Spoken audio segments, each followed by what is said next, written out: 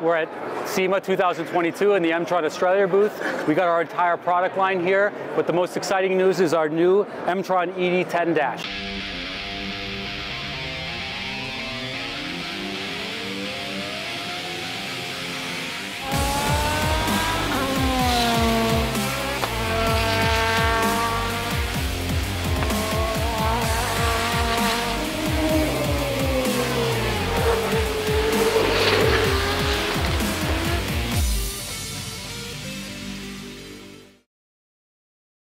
So what we do at SEMA here is we obviously present all of our products here, but we're also looking for new dealers. And then occasionally we also have new products to show off.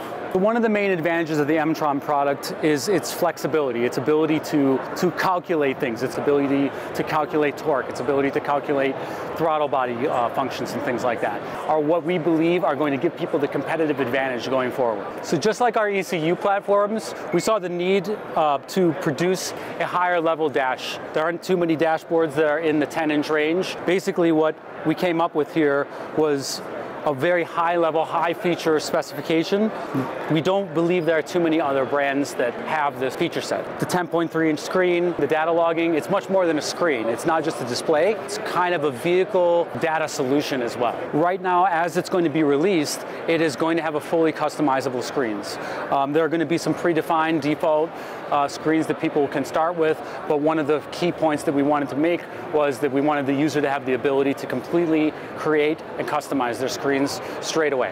Just like our ECU platforms, we plan to expand also upon the feature set of this system. So just like the display features, functionality-wise, channel generation and things like that, we're going to be improving this as time goes on with software updates and firmware updates. Integrating and connectivity-wise, the dash has many options. It has 4 CAN bus networks that can be configured user-definable. It has 8 analog inputs with user pull-ups that can be set up, and also 4 frequency inputs.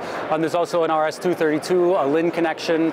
The connection and comms are via gigabit Ethernet, and that kind of leads into some of the data logging functions. The gigabit Ethernet allows for fast downloads and also communications for the PC right now. So to us, logging is extremely important. If you've ever used the EMTRON ECU, all of the ECUs have logging inside of them. They have logging memory inside of them. So we kind of took this to the next level. Our logging speed is actually 2000 hertz, 2K hertz, and we've just expanded upon that, and we kind of look at this as somewhat of a central logging system for the car. Any of the inputs can be logged at any of the speeds.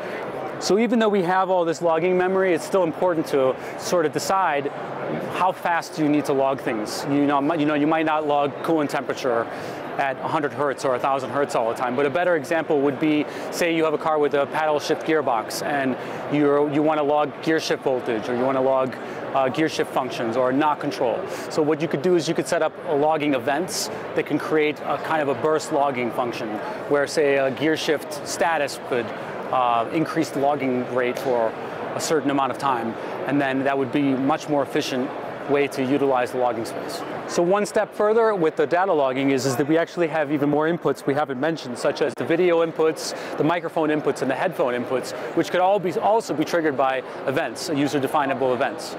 A good example of that would be maybe you have an event that triggers your video screen, which would change your dash display. Maybe you don't want to see like your video input the whole entire time.